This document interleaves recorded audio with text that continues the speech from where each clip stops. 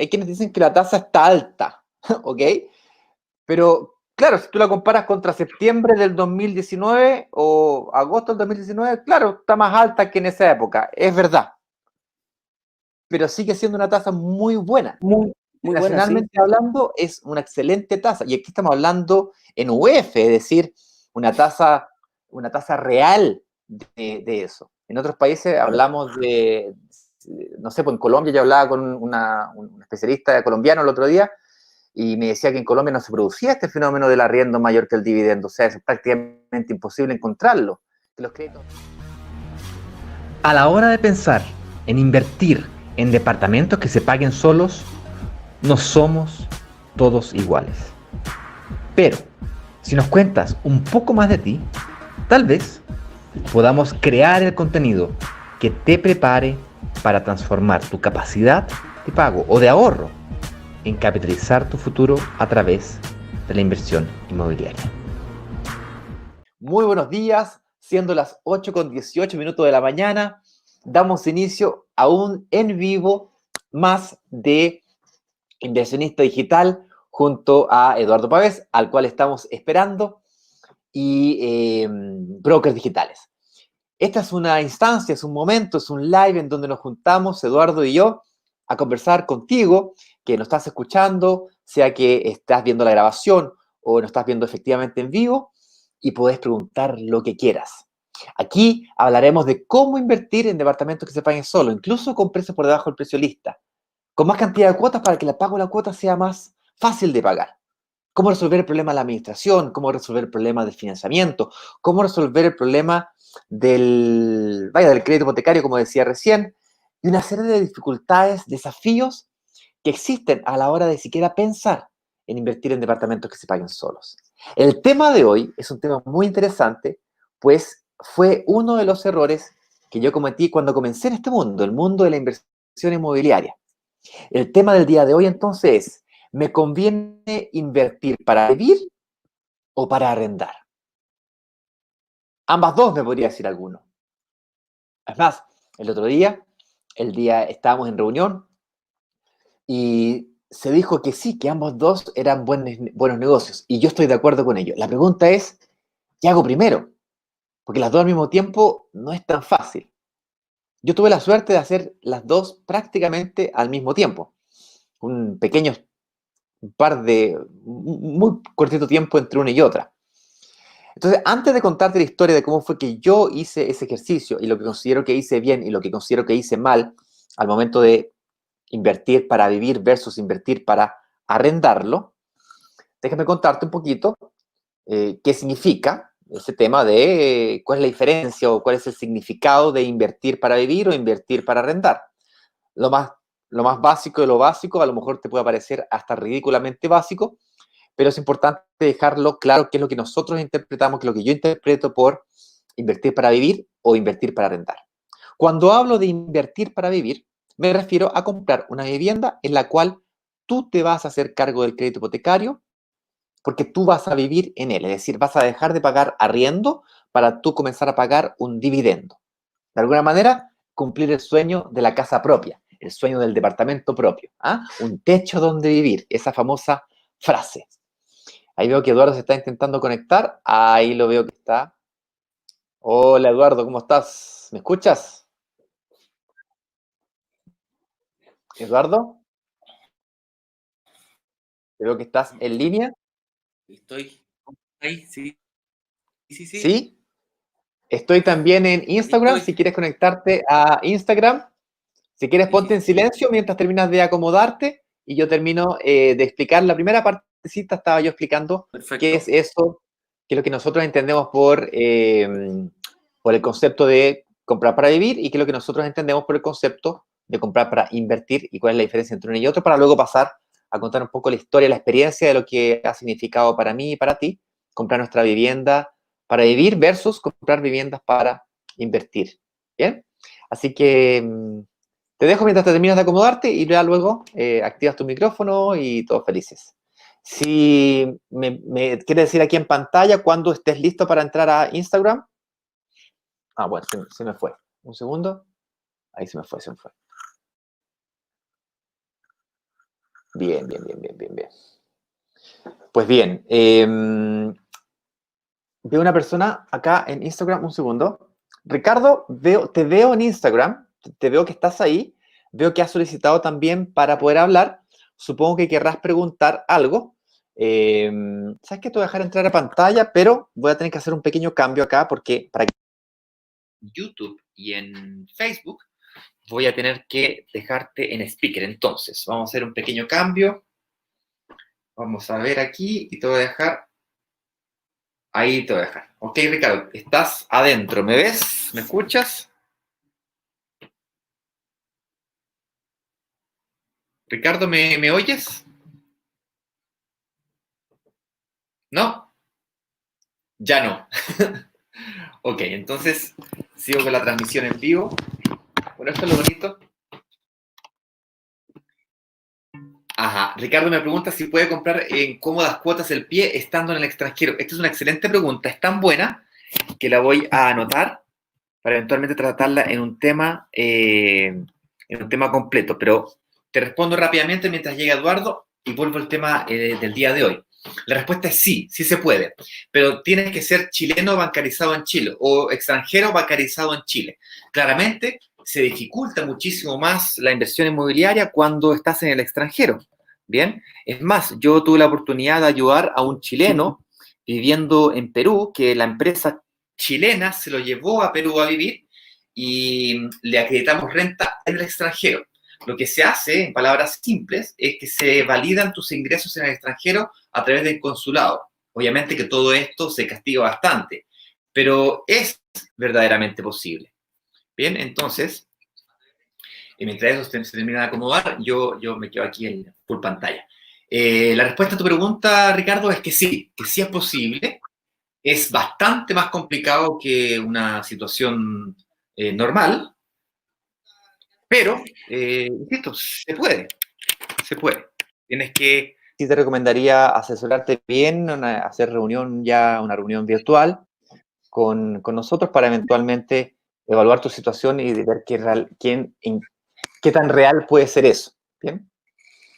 Pero tienes que estar, las reglas son, tienes que estar en Chile y número 2, tienes que ser capaz de demostrar renta. Si tu renta es capaz de demostrarla en Chile, con rentas de honorarios, servicios, aunque tú vivas en el extranjero, si tus ingresos son en Chile, fantástico. Si vives en el extranjero y donde muy probablemente tus ingresos serán también en el extranjero, ahí se dificulta un poco, hay que, con ayuda del consulado de Chile en tu país de residencia, tienes que convalidar los ingresos para demostrar ingresos. Y el banco en Chile va a considerar esos ingresos como parte de tu renta y eventualmente te podría otorgar un crédito hipotecario.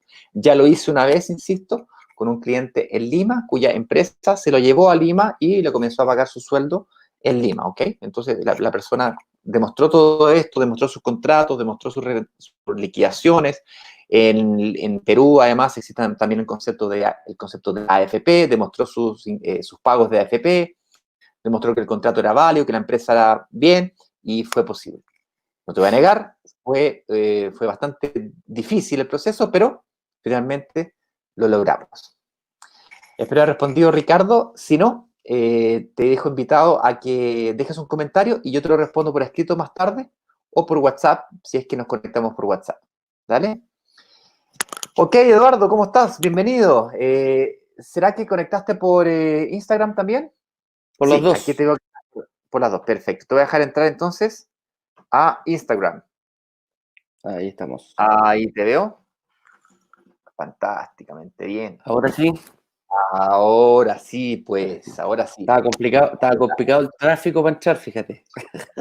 Estaba complicado, había tránsito Sí, a Santiago venía lleno. Venía lleno perfecto. En el peaje había problema en el peaje. Había un accidente. Claro. Se atrasó el metro. Atrasó el metro, la estación. Había una estación que estaba parada, no había cuenta, estaba intervenida la estación. Me asaltaron. Sí. Oye, qué increíble todo este ¿Cómo problema que ya justificáis llegar atrasado? ¿Cómo justificáis llegar atrasado si estáis en tu Hoy casa? día ya no se puede, po. Hoy día ya no se puede. No se puede justificar, es injustificable esto. Tienes que Es asumir nomás. injustificable. Me desperté No hay tarde, que- discúlpame. Así es. Pero yo supe que tú tuviste problemas técnicos, tuviste que resetear tu computador esta mañana, así que Sí, bueno, amanecimos con un vamos poquito. al tema del día de hoy. Bien, estaba yo explicando Ujú. si conviene invertir para vivir o para arrendar. Yo voy a contar exactamente la experiencia que yo viví, en donde yo tuve que comprar para vivir, o yo compré para vivir primero, y luego al corto rato compré para invertir para arrendar. Bien, te voy a contar mi experiencia y lo que considero hice bien y lo que considero hice mal. Después te Perfecto. contarás tú tu historia. Yo sé que tú también compraste para vivir primero. Ujú. Te voy a preguntar si querías o repetirías lo mismo y me voy a autopreguntar la misma pregunta yo. Pero no sin Perfecto. antes explicar a las personas qué significa para nosotros el concepto de comprar para vivir o el concepto de comprar para arrendar. Y aunque pueda sonar muy básico, me parece lógico que estemos en la misma página todos, ¿no? Que entendamos qué es lo que nos referimos por una cosa y la otra. Cuando yo Así es. hablo y yo digo que estamos queriendo comprar para vivir, me refiero específicamente a que dejas de pagar un arriendo para pagar un dividendo. Y eso puede sonar muy bonito. Es básicamente cumplir el sueño de la casa propia, el sueño del departamento propio, un techo donde vivir. ¿Bien? Cuando compramos para invertir, nosotros seguimos pagando nuestro arriendo, o si es que ya tenemos una propiedad, seguimos pagando nuestro dividendo y en forma paralela, o si es que estamos arrendando, hacemos un ejercicio de sacar un dividendo, el cual un arrendatario va a arrendar dicha propiedad y nos va a pagar por dicho arriendo. Entonces nosotros pagamos el dividendo al banco y el arrendatario nos paga un arriendo que cubre en la totalidad, parcial o sobrepaga dicho dividendo. Y cuando Claro. decimos acá o hacemos la super promesa de en los departamentos se pagan solos, nos referimos justamente a eso, a que el arriendo cubra la totalidad, iguale al menos, o muy cercano, que esté ahí en la pelea, ¿no es cierto?, de igualar el valor del dividendo. El valor del dividendo, por cierto, va a depender de una serie de factores que no dependen 100% de la inversión, ni de lo que nosotros hagamos. Dependen, por ejemplo, de la tasa de interés, del costo anual equivalente, del costo total del crédito, de la cantidad de años que saques el crédito y, por supuesto, también dependerán del monto de pie o entrada inicial que pidas, es decir, del financiamiento que pidas. Si vas a pedir el 80% de financiamiento, el 100% de financiamiento, el 85%, el 70%, ¿qué porcentaje de financiamiento hipotecario vas a pedir? De esos factores depende entonces el dividendo. Volviendo al concepto, cuando tú inviertes para vivir, básicamente, como decía recién, nos referimos a que te haces cargo tú de la deuda hipotecaria. La pagas tú. Y si la vas a pagar tú, quiere decir de que mientras menos pagues por dicho crédito, mejor. En cambio, cuando compras para invertir, quien va a pagar dicho crédito hipotecario, si bien es cierto, en la práctica eres tú el que gira de tu cuenta corriente para pagarlo, tienes por otro lado un ingreso. A diferencia cuando compras para vivir, que no hay un ingreso asociado. Tu ingreso es tu ingreso nomás. No hay, Claro. el banco no considera el arriendo como parte de tu ingreso, porque no hay, tú estás pagando. ¿Okay? Por lo tanto, la única persona responsable de hacerse cargo de servir dicha deuda es tu capacidad de generar ingresos. Con tu sueldo fijo, con tus boletas de honorarios, con tus retiros, si eres empresario, etc. Y esto que acabo de explicar acá hace toda la diferencia entre los criterios para tomar la decisión de una y otra. Pero espero que se haya quedado claro la diferencia entre uno y el otro. Comprar para arrendar, comprar para vivir. ¿Te Así es. gustaría comentar algo, acotar algo antes de pasar al siguiente tema, Eduardito? Sí, no. Más que el tema de invertir para comprar o para vivir, la idea es resolver un poquitito esta duda y tratar de ver, porque tal como decías tú, o sea, el objetivo de cada persona en estos momentos siempre comprar para vivir primero y para invertir después. Que también yo lo llamo como un paradigma, porque jugando al revés se puede tener una mejor propiedad para vivir y comprando primero para invertir. Eso es lo que también podríamos comentar. No sé si vienen dentro de las preguntas más adelante o lo tocamos al tiro ese tema.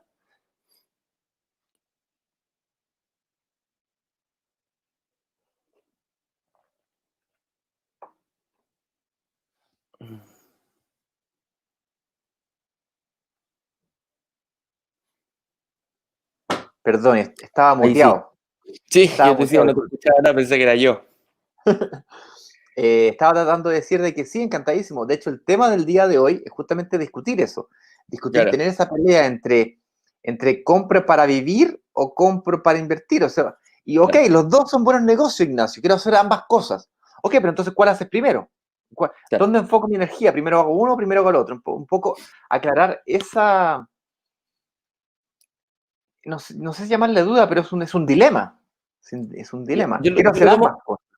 yo lo tomo casi como un paradigma, porque si tú le preguntas a cualquier persona, lo primero que dice, me quiero comprar, cuando una persona termina de estudiar, sea hombre o mujer, termina su carrera o está dentro de la carrera, se da cuenta que desde que tú pasas a ser un estudiante hasta una persona trabajando, el poder adquisitivo ¿cómo se llama? Mejora ostensiblemente, dependiendo de la carrera que haya estudiado, pero sí o sí es muy distinto ser un estudiante a ser una persona que está trabajando por primera vez. Por lo general uno está viviendo todavía con sus padres, quizás, lo más probable, o a lo mejor estés arrendando con algunos amigos, pero la carga financiera que tú tienes en ese momento no es tan grande como ya una persona ya con mayor responsabilidad, ella con más tiempo trabajando. Ahí viene, yo me acuerdo, lo primero que me compré fue un auto. No sé si tú hiciste lo mismo, Ignacio. Sí, me Yo compré. cuando salí, empecé a trabajar y dije, yo me voy a comprar mi auto. ¿Cachai? Sí. Que te da para mover y después, obviamente, viajar, ¿cómo se llama? Invertir en otro tipo de cosas, pero en un primer momento no se me pasó este tema por la cabeza, que conversándolo, si tú tienes una carga financiera muy, muy, muy, muy, muy poca, tienes una capacidad de ahorro significativa Claro, o cuando sea, tú estás recién una saliendo, persona de 20, claro, como tú bien 25 dices, años. qué buen punto, Eduardo. Es una persona de 20, tú dices que una persona de 25, 28, 30 años, que todavía vive con los, yo viví con mi papá hasta los 29 años. No es la moda, Salí, ojo que no es la moda de los millennials ahora. sí, yo sé que no, Sí, pero básicamente una persona que acaba de salir de la universidad, como tú bien dices, tiene una capacidad de ahorro alta. A lo mejor ahorro poco, pero tiene capacidad de pago alto. O sea, yo conozco casos de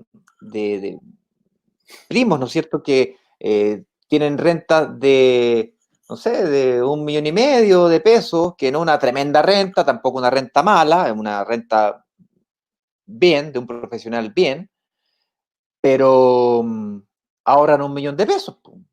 es el tema. Viven con 500 Es el lucas, tema. Claro, ¿cachai? claro, En, claro.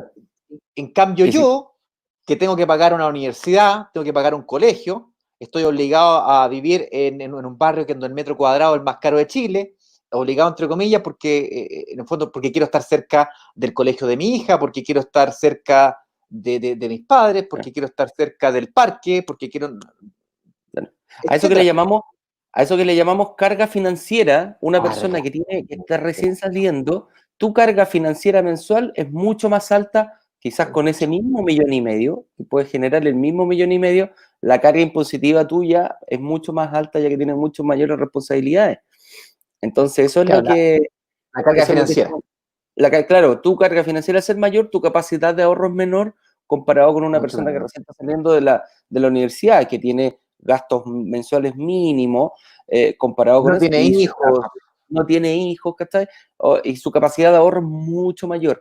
Y ahí es donde vamos a ver este tema, que yo, en base a mi experiencia personal, creo que hubiera cambiado ese paradigma y en vez de comprarme mi primera vivienda, eh, ¿cómo se llama? De inmediato, yo creo que yo aconsejaría invertir primero en una o dos viviendas y al cabo de cuando tú ya quieras una casa para vivir, vas a tener mínimo 5 o 6 años de haber, ¿cómo se llama? Capitalizado.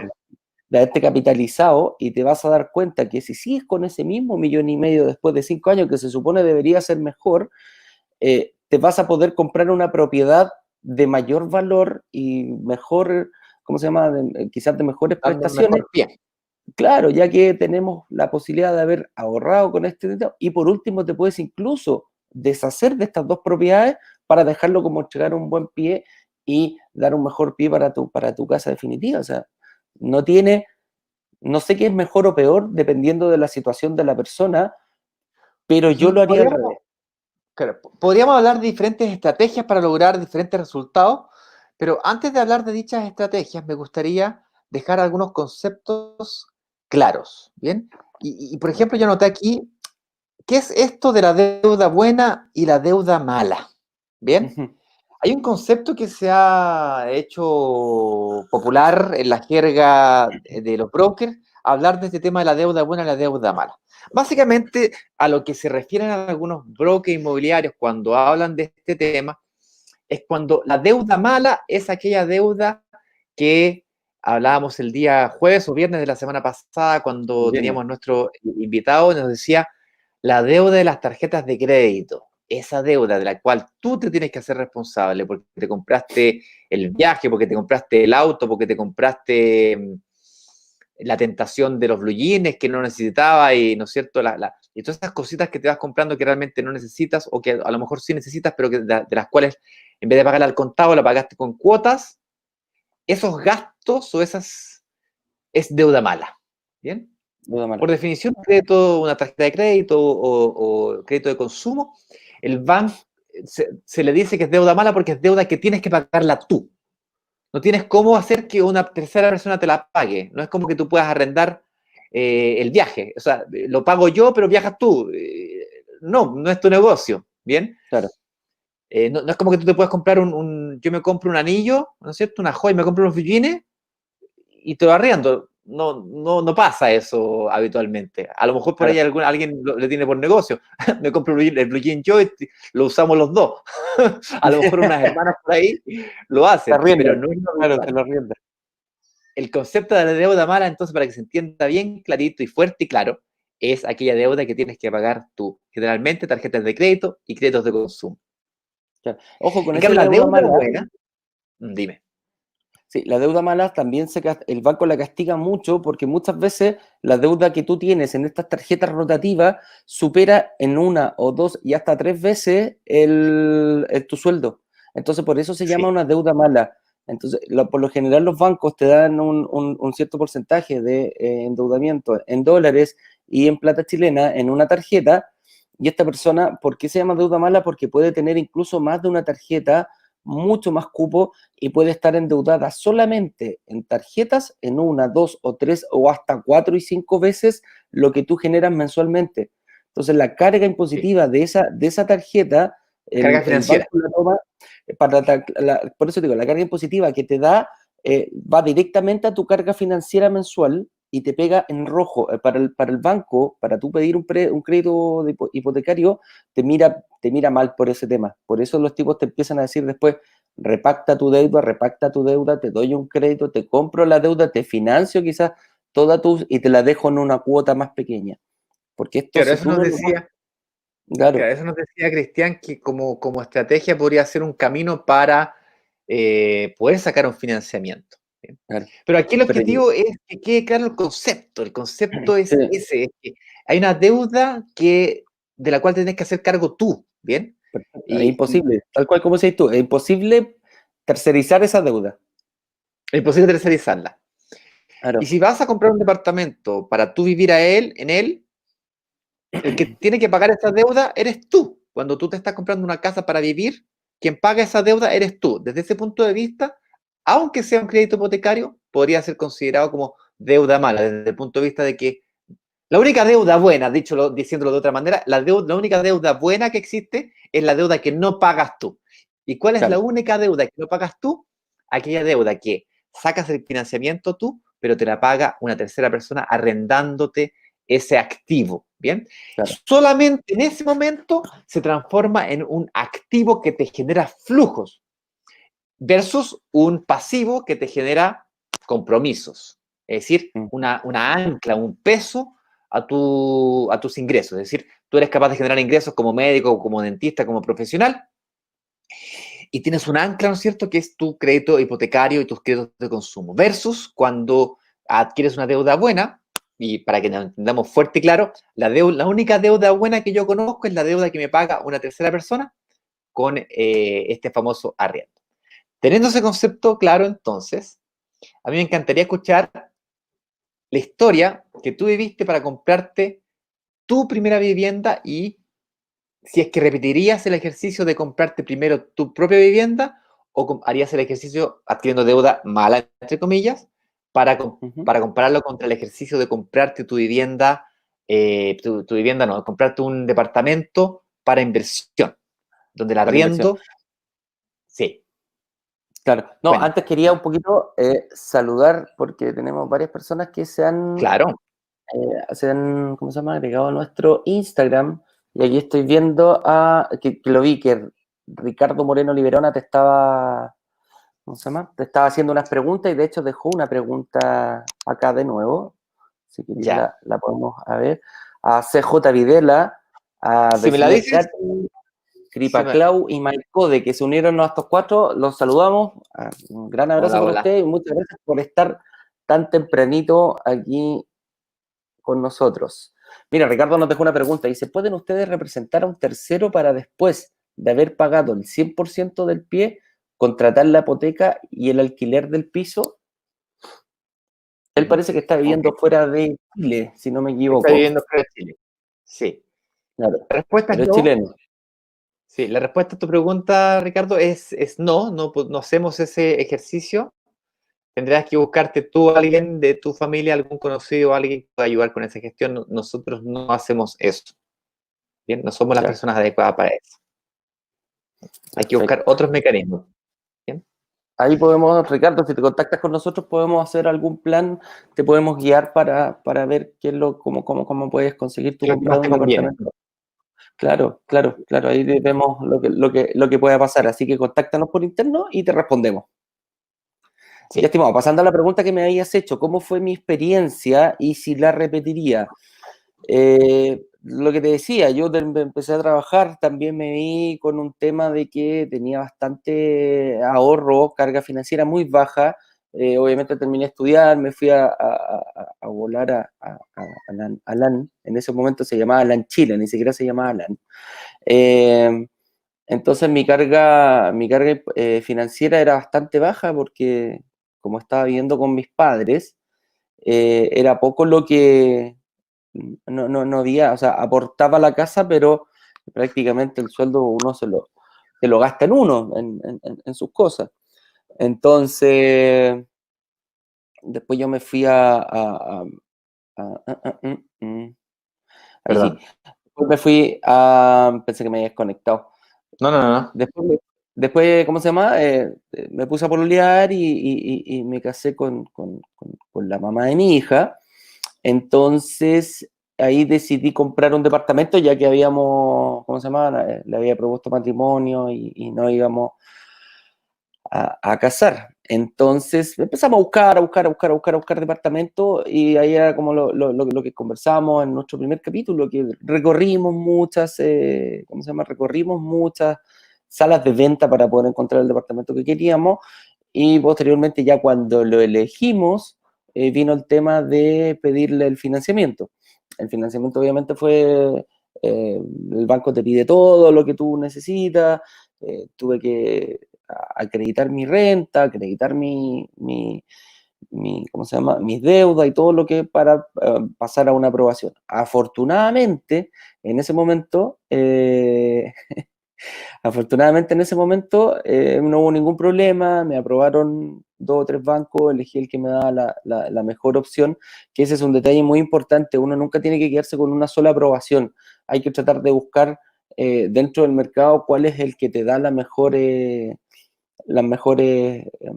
¿cómo se llama?, condiciones de mercado, ya sea tasa y costos de crédito, seguro y todo el tema, los costos que le provoca tú al banco que te cobra por cursarte un crédito, Y en el fondo es lo que siempre digo, más allá de fijarse en eso, es la línea final, el valor cuota.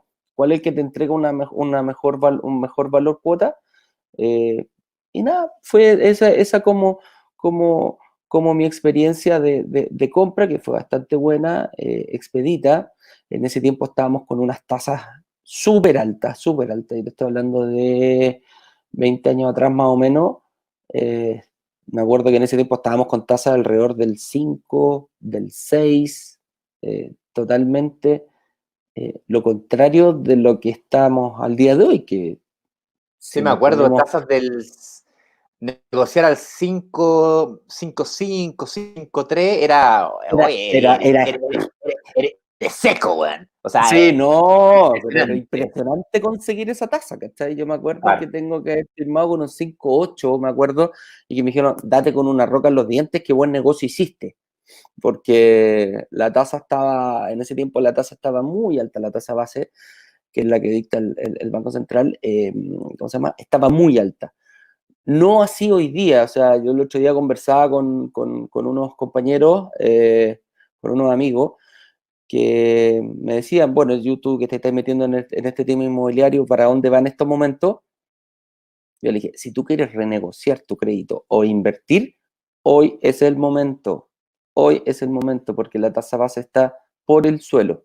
Para los que no saben, estamos hablando alrededor de un 2,7, 2,8 está en estos momentos la tasa base, lo que traspasado a los bancos puedes conseguir fácilmente un crédito por, si no algo 3.5, parecido, 4.2. un 3,5 hasta un La máxima, 4, la máxima convencional, 4.6, 4.7. claro, por ahí está. Pero es un muy buen momento para invertir. Sí, Y con respecto a hay quienes dicen que la tasa está alta, ¿ok? Pero claro, si tú la comparas contra septiembre del 2019 o agosto del 2019, claro, está más alta que en esa época, es verdad.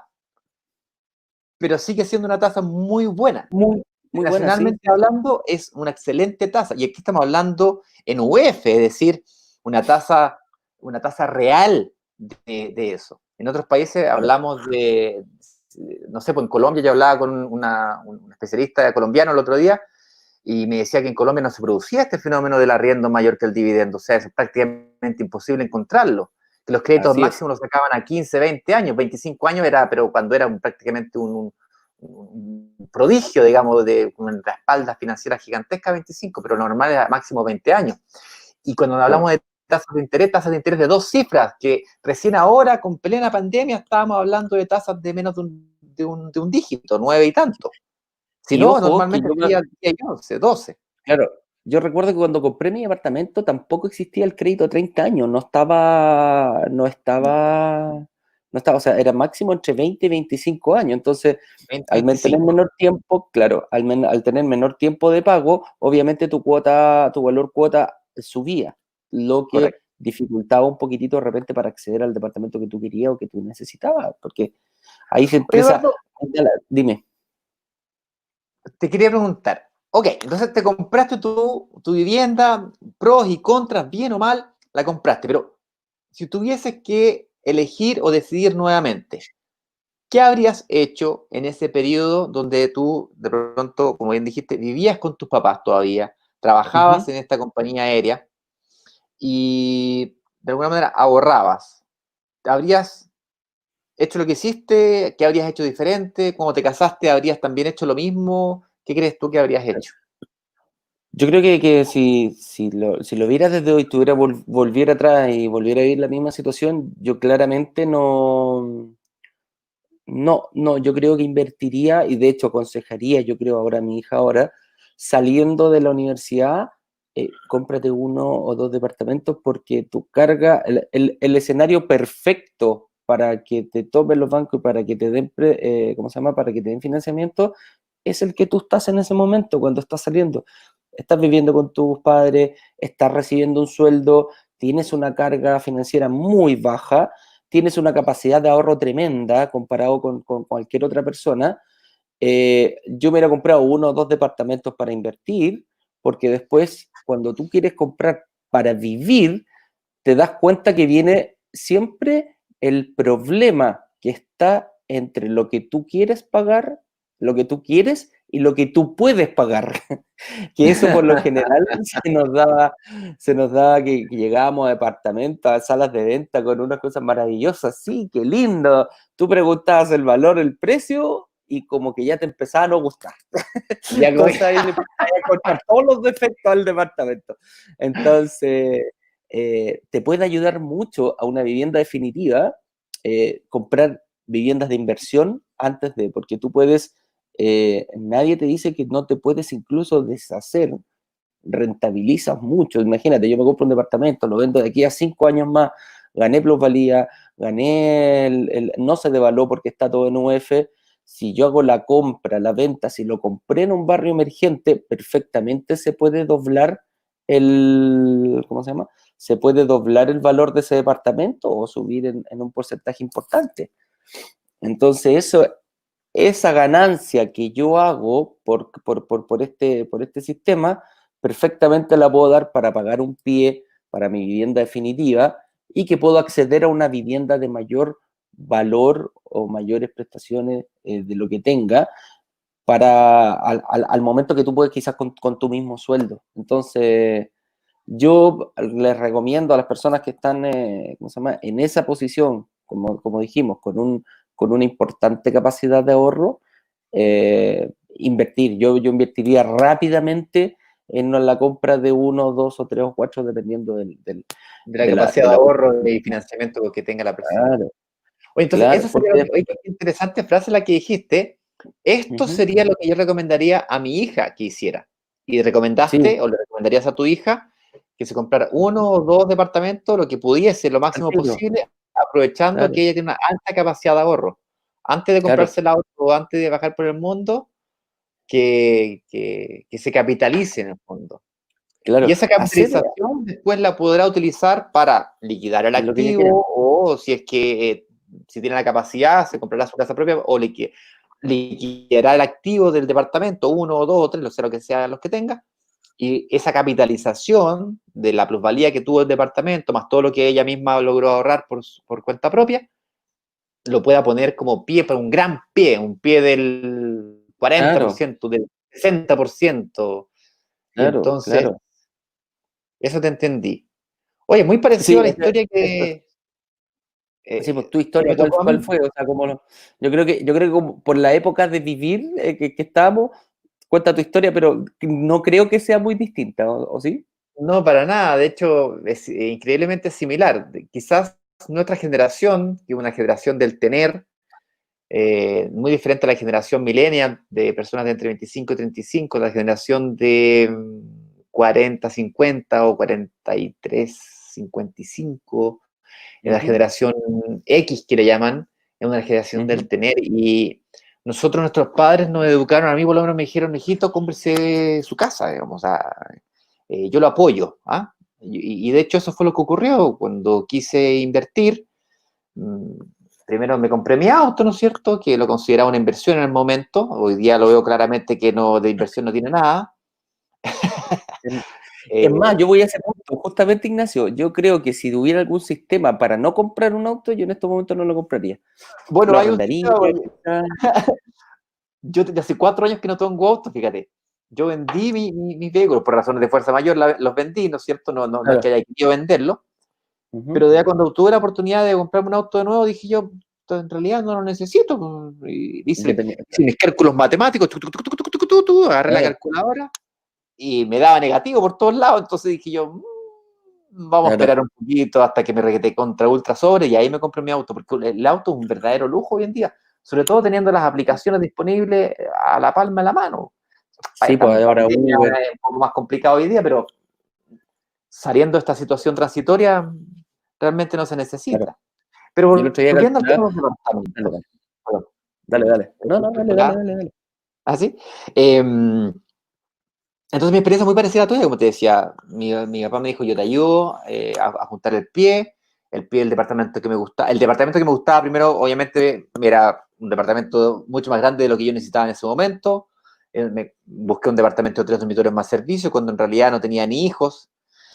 Entonces, bueno, en realidad tenía una hija, pero en el fondo con un departamento de 2 dormitorios hubiésemos estado para partir, máximo de 3, pero compramos 3 más servicios. Mira, los buenos arrogantes. Lógicamente que tenía que ser cerca de mi red de contacto, es decir, tiene que ser cerca de donde vivían mis papás o los papás de mi mujer en la época, es decir, en un barrio consolidado, un lugar donde era bonito vivir y por tanto el precio era muy alto y me costó una enormidad juntar la plata para el pie.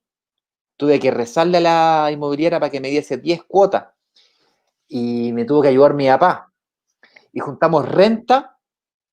En realidad el crédito, mejor dicho, lo saqué yo solo, ¿no es cierto? Me tuvo que avalar mi APA más encima, pero lo saqué yo solo, pero lo pagábamos los dos, ¿ok? Perfecto. Entonces, Ahí te apoyó, ese fue el apoyo. claro, en el fondo, a ver, el acuerdo que teníamos era que yo pagaba el dividendo, pero ella pagaba, ponte tú, los gastos de la casa, la calefacción, los gastos comunes, el BTR, qué sé yo, el TV cable. Teníamos el acuerdo. Y luego cuando nos separamos, resulta que cuando quise arrendar la casa, el arriendo era más alto que el dividendo.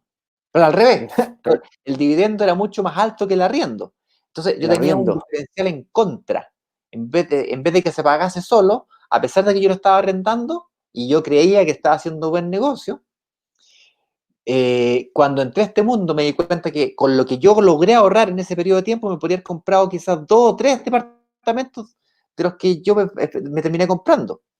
En lugares emergentes, lugares en donde el arriendo habría sido más alto que el dividendo desde el día 1. Me podría haber comprado departamentos de 1.500, 2.000 UF, pero así, tranquilo, 2.500 UF, pero fácil, me haber comprado unos 3 si hubiese querido. O sea, con esa ayuda que yo tuve, más mi capacidad de ahorro del momento, más todo eso, la situación habría sido totalmente distinta. A pesar de ello, igual yo tuve la oportunidad de invertir en un departamento pequeñito, al corto andar de comprar. Ignacio, una consulta. Sí. Dime. Una consulta sobre lo mismo, que fue súper importante. O sea, tu primer departamento fue un departamento grande, como visionario dijiste, yo aquí me siento bien, un departamento de 3 dormitorios más servicios. O sea, ¿tú solo te fuiste a vivir a ese departamento o ya estabas emparejado con alguien?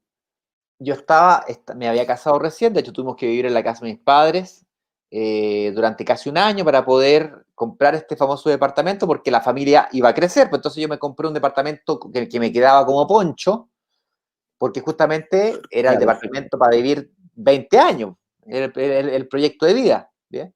Claro. Entonces, hoy día, mirando hacia atrás, yo considero que eso es un error, porque primero, hay mucha gente que se queda pegada ahorrando y no invierte intentando ahorrar, y todos sabemos lo difícil que es hacer eso.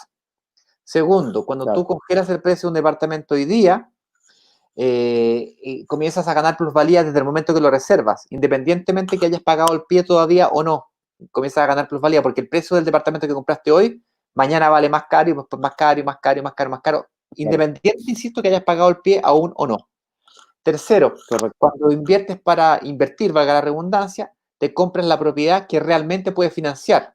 Le eliminas todos los factores de gusto y de ganas que tienden a hacerte gastar por encima de lo que tú realmente eres capaz de pagar, y por lo tanto, desde ese punto de vista, haces una mala inversión. ¿Bien? Yo cuando vendí mi departamento, como decía recién, igual hice un buen negocio, ¿vale? O sea, yo un departamento me lo compré, ponte tú, en 5.000 UF, lo vendí en 6.500 UF después de 6 años, 5 años. Igual fue buen negocio. Igual me gané una diferencia de plata igual importante. Pero el punto es que con ese mismo esfuerzo, o inclusive menor, con un nivel de riesgo mucho menor inclusive, yo podría haber invertido mucho más rentablemente. O sea, yo tuve una plusvalía muy buena, que estaba cercana al 5%, pero es que yo podría haber invertido en otros barrios donde la plusvalía era del 8, del 12. Entonces, mi costo de oportunidad fue muy alto. Y hoy día lo veo con mucha claridad. En ese momento nadie me lo dijo. Me hubiese encantado que alguien me lo explicara. Claro. A mí lo que me explicaron fue lo que mi padre me dijo. Mi padre me dijo, hijito, cómprese su casa para vivir. Yo te ayudo, me dijo. Eso fue lo que me dijeron. Pero hoy en día los millennials no sueñan con esa casa. Y si sueñan con esa casa son más inteligentes que nosotros, creo yo. Lo mismo me Oye, dijeron hoy. El casado casa quiere. claro. Bien. Oye, estoy mirando aquí un comentario que me están Sí. haciendo por live de Facebook. Dice Es que, consulta. dime.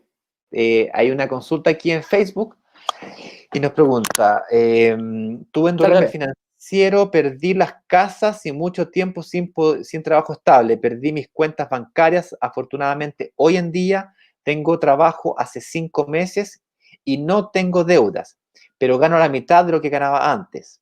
¿Saben cuánto demoran los bancos para considerar nuevamente una persona en mi situación? Raúl, esa es una excelente pregunta. Yo también tuve una caída financiera el año 2016 y yo te aconsejaría que, a ver, la respuesta, ¿cuánto tiempo? La respuesta es depende. ¿Bien? Depende de qué. Depende de si es que quedaste con DICOM o no quedaste con DICOM. Cuando tú me dices, hoy día no tengo deuda, me dices que eso fue hace 5 meses que estás trabajando. Yo te recomendaría tener como mínimo, si tu sueldo es fijo, supongamos que sea fijo, los bancos te van a pedir generalmente 3 meses, pero como tú tienes una situación financiera, suponiendo que esa situación financiera haya quedado totalmente saldada, que hayas salido del sistema financiero, por ejemplo, que ya hayan pasado más de 5 años del famoso DICOM, yo sé que la gente dice, no, es que después de 5 años desaparece. En realidad nunca desaparece. Los bancos igual te miran para atrás tu historial financiero. Por lo tanto, lo que tienes que hacer es demostrar un nuevo historial financiero. Y ese historial financiero yo te recomendaría que sea como mínimo de 2 años. ¿Significa entonces que tienes que esperar 2 años para poder invertir? La respuesta es no. Yo te recomendaría que al momento en que tú logras sacar una preaprobación bancaria, ese momento tú inviertas, porque desde ese momento te recomendaría obviamente invertir en blanco, en un proyecto en donde tengas 24 meses, 30 meses para la entrega, tal que pasó un año desde que te contrataron, 6 meses, 10 meses desde que te contrataron, ¿bien? Y van a pasar todavía 2 o 3 años hasta que te entreguen el departamento. Entonces, en total vas a tener 4 años de historial financiero. Obviamente, durante ese periodo no puedes tener ni un atraso de nada, no te puede atrasar ni siquiera la cuenta de la luz, ni la cuenta del BTR, la cuenta del Movistar, nada. Igual que, pero intachable. Y con ese comportamiento te vas a enfrentar en 2 años más, en 2 años y medio, en 3 años más, a un crédito hipotecario con muy buen pie. Evidentemente que tú tienes un nivel de riesgo que es más alto que una persona normal, por lo tanto tu situación habría que evaluarla con un poquito más de profundidad. ¿Bien? No es como una persona que nunca tuvo un crédito hipotecario, viene saliendo de la universidad, gana un palo y medio, 2 millones de pesos, ahorra 1 millón de pesos. No es lo mismo, ¿ya? Tu situación es un poquito más delicada. Igual a la mía, ¿ok? Y yo logré Ignacio, que mi mujer invirtiera y yo también logré invertir nuevamente, ¿ok? Yo hoy día sí logro sacar un crédito hipotecario con cierta facilidad. ¿Bien? Dime. sí. Un aporte con la pregunta de que te hicieron. Roberto se llama, ¿no? La Raúl se persona que llama. lo hizo. Raúl. Raúl. Si con ese derrumbe financiero que tuviste, lo que escuché es que liquidaste algunas propiedades, algunas cosas. Si tu deuda, es decir, si la liquidación de las propiedades alcanzó a pagar toda tu deuda y no quedaste con deuda castigada, o sea, en estos momentos tú pagaste todo, claramente puedes, como dice Ignacio, invertir prontamente dejando pasar una aprobación, que la aprobación es lo importante, que a invertir, toma la decisión de invertir en algún departamento, hasta la entrega, cuando se compra en blanco o en verde, tiene que idear una estrategia para poder consolidarlo el momento que necesites sacar el crédito hipotecario, porque una preaprobación te dice, sí, yo te preapruebo. Hoy día tú estás, el banco te dice, ok, sí, hoy día yo le presto, pero tenemos que hacer una estrategia de aquí a 2 años, cuando te entreguen el departamento, para que realmente el banco apruebe y sea el aporte hipotecario con su crédito al momento de la entrega del departamento. Y ahí es donde hay que tener un comportamiento, tal como dice Ignacio, intachable y ver bien qué es lo que vamos hacer al momento de la entrega del departamento. Excelente. Tenemos otra pregunta, Ignacio, Te porque voy ya a- estamos llegando al minuto 50. No, mira, fíjate, yo Hola, haría Ignacio, ¿me escucháis? un resumen, si te escucho perfecto. Yo te haría haría un pequeño resumen de lo que hemos conversado hoy día. Yo ¿Sí? sacaría mis conclusiones, tú haz las tuyas y anunciamos el tema de mañana. ¿Te parece bien? Sí, ¿Comienzas tú perfecto, o perfecto. comienzo yo? Sí, dale, dale. Yo parto, como te Bien, decía, sí, dale, dale. el comprar para vivir o para invertir, depende de cada persona. Yo recomendaría, como lo dije ahora, mientras más temprano compres un departamento, después que ingresas al mundo laboral, terminas tus estudios profesionales e ingresas al mundo laboral, mientras antes lo hagas va a ser mucho mejor, porque tu carga financiera va a ser mucho menor a la que va a ir, a la cantidad de responsabilidades que tú vas a ir adquiriendo a través de los años, que vas adquiriendo mucho mayor responsabilidades.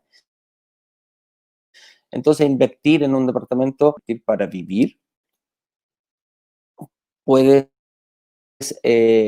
tener mejores condiciones y comprarte quizá un mejor departamento, liquidando las propiedades que ya tienes compradas y hacer un nuevo ejercicio de inversión, o sencillamente aprovechando la renta que te va dando y vas juntando un mayor pie para después dar ¿cómo se llama? Un mayor pie para cuando tú quieras comprarte una casa para vivir, que ese es el tema. Cuando cruzamos lo que yo quiero con lo que yo puedo pagar, siempre hay una dicotomía súper grande ahí, y esto de ya tener un par de departamentos en inversión te ayuda mucho a poder, eh, eh, ¿cómo se llama? A poder solventar ese departamento que tú quieres para vivir. Quizás el día de hoy te alcanza para comprarte uno de dos, quizás con estas inversiones puedes comprarte uno de tres o uno de cuatro, o en algún barrio que tú quieras vivir ya consolidado para establecerte para más adelante tú solo o con tu familia. Así es, Pero eso es más Eduardo. o menos lo que yo daría, lo que yo haría en estos momentos. Primero Excelente. Yo ahí compro, invierto y después cuando ya tenga que comprar para vivir, veo qué hago con los departamentos que tengo en inversión. Porque bueno, supuestamente ya estoy más capitalizado. ¿Tú, bueno, Ignacio, bueno. alguna consulta para hacer alguna Sí, sí, sí, sí. Bueno, estaba yo tratando de ref- responderle aquí a Raúl por escrito, mientras tú reflexión estabas haciendo final? tus comentarios finales. Pero para cerrar, básicamente lo que yo te recomendaría hacer es, antes de pensar en comprarte tu casa ¿Coincidimos propia, en algo? sí, totalmente, coincidimos bastante, la verdad. Yo te recomendaría, antes de pensar en comprarte tu casa propia, Estamos con evalúes la posibilidad de primero invertir en departamentos de inversión, pequeñitos. Nadie te obliga a quedarte en pequeño un y ley. departamento toda la vida. Básicamente los utilizaría como herramienta, como un trampolín para poder dar un pie muy grande, muy contundente. Estamos hablando de 30, 40, quizás 60% del pie para que tu casa propia sea fácil pagarla. Por cierto, nadie te obliga a comprarte tu casa propia a los 25, 30 años, como yo, que me quise comprar una casa, un departamento que me quedaba como poncho. Tú perfectamente hoy día puedes querer ¿Ya? vivir cerca de donde trabajas. Después vas a querer vivir en un lugar quizás más acomodado con tu pareja, o te vas a cambiar de trabajo, vas a querer nuevamente cambiarte de casa. Después van a venir quizás los hijos y vas a querer vivir cerca del colegio. Y así sucesivamente. O sea, las condiciones de tu vida profesional y social van cambiando. Y elegir esa casa propia que tenga todas las características que tú siempre soñaste tener como primera inversión es muy difícil. Si ya estás en una etapa de tu vida en donde tú ya necesitas tu casa propia y estás pensando en dejar de arrendar para poder pagar un dividendo, tienes que tener en consideración lo siguiente. Asegúrate que esa decisión sea bajo el punto de vista en donde el dividendo que tú vas a pagar sea a lo menos igual al arriendo que vas a pagar. Y el otro factor que tienes que tener en consideración cuando tú compras para vivir tú es de que dicho hipotecario lo vas a pagar tú. Entonces, por lo tanto, tienes que tratar de que el costo total del crédito sea lo más bajo posible, es decir, pagarlo lo más rápido posible. Y eso va a hacer con una alta probabilidad de que te pongas la soga al cuello aquí, vas a quedar con el agua hasta acá, y eso te puede hacer pasar malos ratos. De ahí la importancia, nuevamente, de cuando inicias una estrategia de inversión inmobiliaria, lo hagas tal como le estaba tú recomendando a tu hija, Eduardo, de partir muy temprano, con pequeñas propiedades, cuando tú tienes una alta capacidad de ahorro. Si yo tuviese que recomendarle a mi hija, que tiene 23 años, le recomendaría exactamente lo mismo. Cuando comienza a ganar platita, lo primero que haría es, y esté bancarizada, es que se compre sus departamentitos.